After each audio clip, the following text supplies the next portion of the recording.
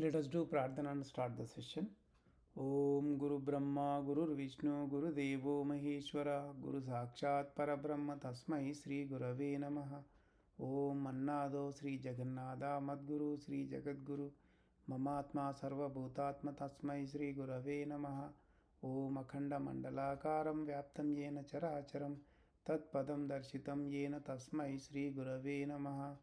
The only guru of three religions, Traita Theorem originator, sensational writer, Hindu virtue donor, the emperor of spiritual kingdom, Sri Sri Sri Acharya Prabodhananda Yogeshwarlu.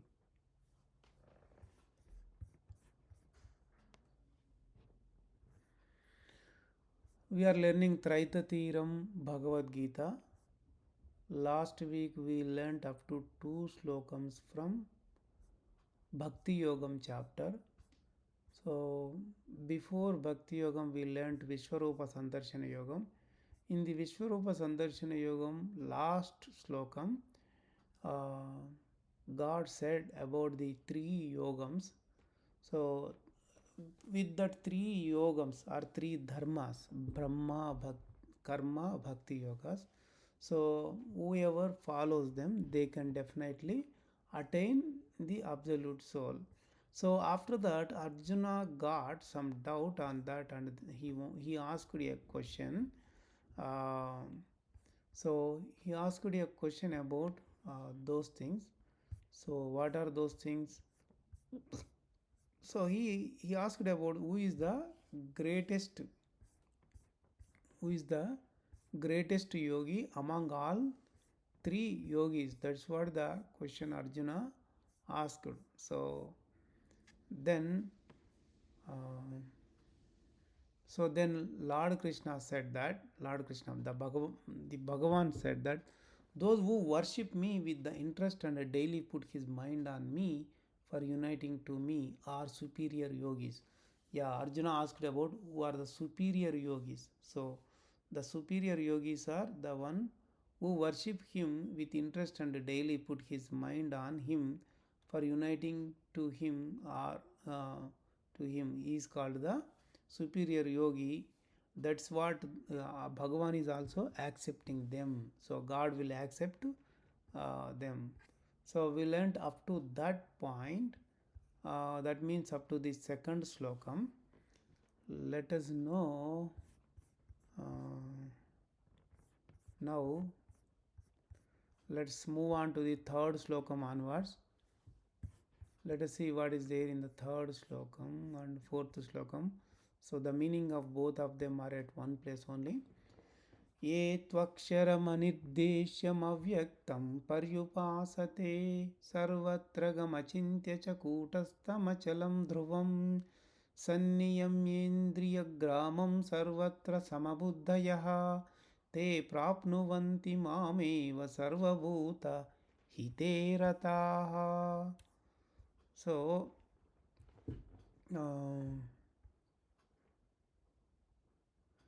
so the one who obtains liberation, what happens?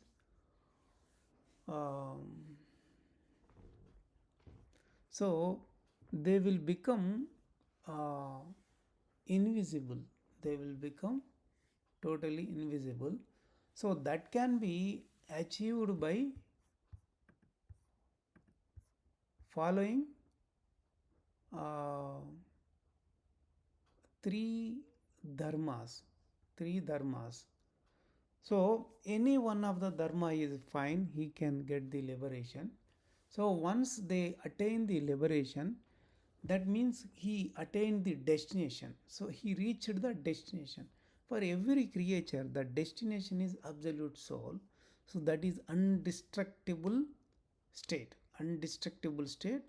So that is going beyond the five elemental nature. So none of the five elements could do those five elements cannot do anything to the one who got already liberation. So that means he became absolute soul. He got merged with absolute soul. So the one who reached the final destination, So he will not have any identification. He will become unidentified. There is no specific address to refer him. So he will become omnipresent like absolute soul. So he will spread entirely within absolute soul itself. You cannot identify him. He cannot be known to us. He will not be seen by anybody. Our eyes cannot see him. So, so that is the state the mortal soul is going to get whenever he is liberated. So those are the characteristics he is going to get like absolute soul. So he will become absolute soul totally. So he cannot be known to our thoughts and he cannot be known to our intellect at all. So our intellect also cannot reach him. So he is present everywhere and he cannot be moved. He is stable there itself. He is permanent. He is embodied also. So he he himself becomes absolute soul. So the anyone if anyone wants to become absolute soul, he has to follow any one of the specified three ways. Those are three dharmas. So for say for an example, if somebody wants to follow the Brahma Yogam, okay, so he is following the Brahma Yogam. So that guy will not let his mind go on to the uh, physical matters or the matters of the indriyas or organs. So once he achieves that state, his buddhi, intellect will be focusing on the immortal soul, which is equally present in all the creatures. All the creatures. So he would become the friend of all the creatures. That happens only during the Brahma Yogam state. So he would put complete focus on immortal soul itself. So that way, the one whoever does that, whoever achieves the Brahma Yogam state, and who continues that, who follows that continuously, he will destroy his karma and finally he will attain the destination, that is Paramatma, absolute soul. So let's go on to the fifth slokam. क्लेशो अधिकतरस्तेषाम् अव्यक्तासक्तचेतसाम् अव्यक्ता हि गतिर्दुःखं देहवद्भिरवाप्यते. So the people who follow that means the Brahma Yogam, who is following the Brahma Yogam. So who is trying to get the Brahma Yogam, if it is difficult to achieve that. So because to attain Brahma Yogam is very difficult. So it requires a rigorous practice. So what is he saying here? Yeah, the Bhagavan is saying that the absolute soul is the beyond the indriyas, means organs, in beyond the organs. Such kind of absolute, the immortal soul is beyond the organs. Such kind of immortal soul, in order to attain such kind of immortal soul, it requires a lot of practice and it's very hard to achieve also. That is why he is saying klesho adhikataram. It's very difficult, he is saying. So that is why he is referring to the karma yogam in the sixth slokam. ये तु सर्वाणि कर्माणि मयि सन्न्यस्य मत्पराः अनन्येनैव योगेन मां ध्यायन्त उपासते. So he is saying that offer all the actions to me. To whom we need to offer all the actions? To God only. Then none of the karma is going to attach to them. So that becomes the karma yogam. So that way they can attain the absolute soul. There are such kind of people who are doing this way. That's what absolute the Bhagavan said over here. Let us move on to the seventh slokam. Teshamaham samudharta mrityu samsara sagarat bhavami nachirat partha maya veshitat chetasam. Here he is telling about the Bhakti Yogam itself. So whoever put focus on the God, they will become his devotees, total devotees. So such devotees, the absolute soul is giving them liberation, and absolute soul is merging them into him, and he will throw them out from the mrityu samsara, the birth and death life cycle is called mrityu samsara. From the bondages he is throwing out from them. So that means they are not going to come back into this birth and death life cycle world. So they will get liberated very soon, he is saying. That's what in fifth slokam he spoke about Brahma Yogam, sixth slokam he spoke about Karma Yogam, and in the seventh slokam he spoke about Bhakti Yogam. So, whichever the yogam you follow, definitely you will get the liberation. Let's move on to the next two slokams. Those are talking about Brahma Yogam. Mayeva mana adasvamayi buddhim niveshaya nivasishyasi mayeva tavurdhvam na samshayaha ata chittam samadhatum na shaknoshi mayi stiram abhyasa yogena tato mamichaptum dhananjaya. What is he saying? So he is saying that you keep your mind always on me. Your mind focus should be always on the God Himself, and your intellect should be on Him, so that you are going to attain Him. So there is no doubt about that. So, oh Arjuna, if you are not able to make your chittam stable and not able to put your focus completely on me, that means on him, on the God. So you can only achieve by doing the practice. So only the way you can attain that state of that state is the stableness of mind, intellect, and chittam. All of them should be stable. They should be in a stable. So there is no deviation of the focus at all. So that you can attain only through the practice. So without practice, you can't get that one. So that is the one, that is the thing he's saying. Yoga abhyasam is the only the way in order to attain the yogam. So let's move on to the 10th slokam. अभ्यासेऽप्यसमर्थोऽसि मत्कर्म परमो भव मदर्थमपि कर्माणि kurvan siddhimavapsyasi. Here in the 10th slokam he is telling about the Bhakti Yogam.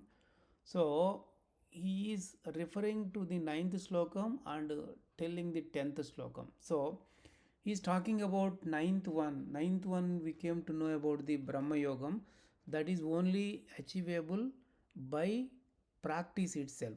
So if you are not capable of doing that practice and attain the Brahma Yogam, then he is saying mat karma paramo bhava. That means do his task, his task. So we need to do his task. That way we will attain the absolute soul. So this is the situation whenever the mind is not stable, so you are not able to focus uh, on immortal soul. So whatever the practice you do, you fail to bring your mind stability. So then then you will not attain the Brahma Yogam. If that becomes very hard and not able to attain that, then you can leave that and go ahead and start doing the tasks of God. So what are the God's tasks? So God's task is his work is God's work is to spread his wisdom. That is the thing we need to do. So if we are able to do, if we can do that task of the absolute soul, that is the um, spreading his wisdom, then we can attain the liberation. So after that, let us move on to the 11th slokam. अथैतदप्यशक्तोऽसि कर्तुमद्योगमाश्रितः सर्वकर्मफलत्यागं ततः कुरु यतात्मवान्. This slokam is talking about karma yogam over here. So first in the ninth slokam he said that abhyasam, the practice is the one which will make you to become the Brahma yogi. So in the 10th slokam he is saying that if you fail to control your mind, what you have to do? You have to do the task of, you have to do the work of the God's work, that is spreading his wisdom. Here in the 11th slokam he is saying that, so if you are not capable of doing the tasks of God's work, task God's work itself. So if you fail to do God's works, then you have to become the karma phalatyagi. That means you have to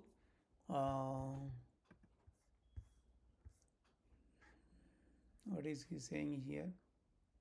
If you are not able to do my works by the bhakti yogam of devotion, you should give up all results of your tasks. So you have to give up all results of the task. Every task is associated with either punya or papa, right? So you have to give up all those results. So that way, when you follow, you are going to attain the absolute soul. So, so even if you fail to do the task of God, you have to follow the karma yogam, and don't attach to any karma. Give up all the results of the action. So that way you can get the liberation. Let's move on to the 12th slokam. Shreyo hi gnanam abhyasat gnanadhyanam vishishyate ध्यानात् कर्मफलत्यागं त्यागात् शान्तिरनन्तरं.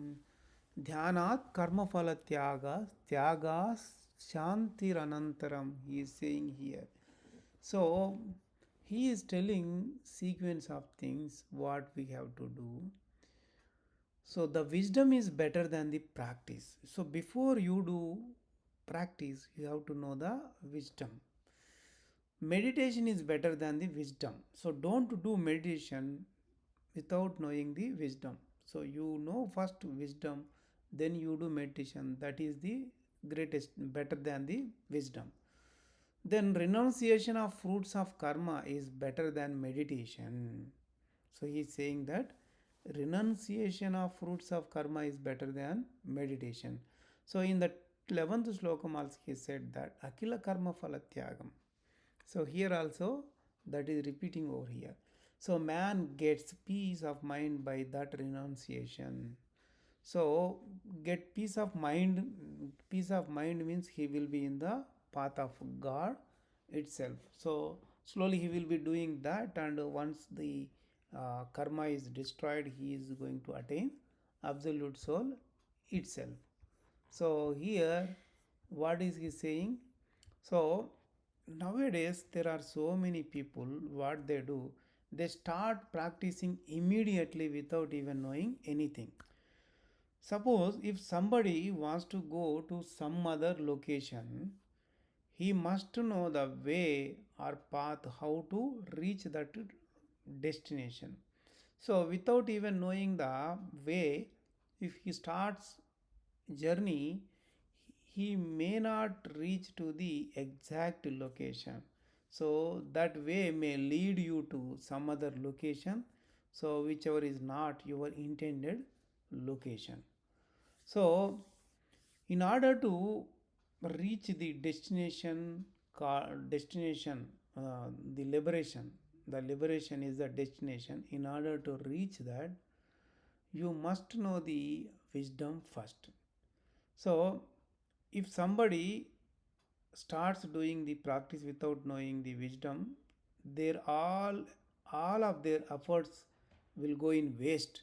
So they are going to achieve nothing.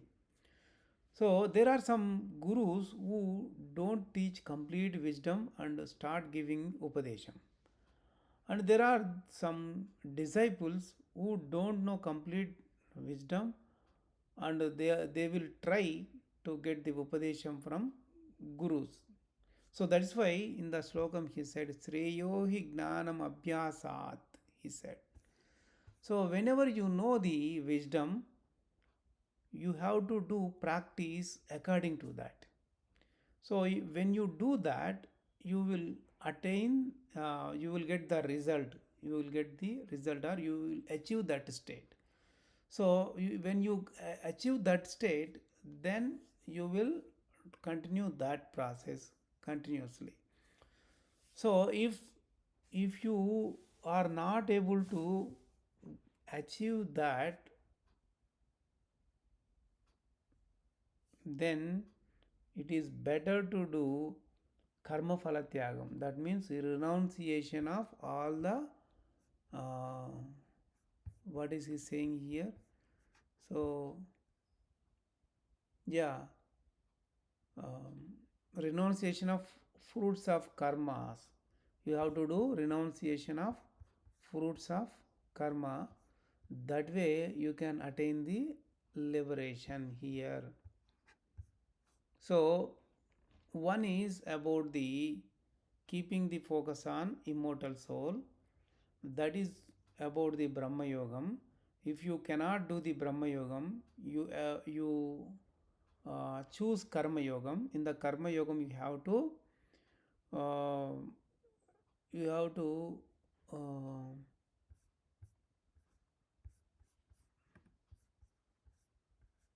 you have to do renunciation of fruits of karmas. So that way you can destroy your karma. So the Karma Yogam actually does not contain any practice. So it is the best way to follow that one if you fail to do the Brahma Yogam. So Brahma Yogam is always based on the focus of mind on the Atma. So anyway we came to know that it's very hard to achieve that one.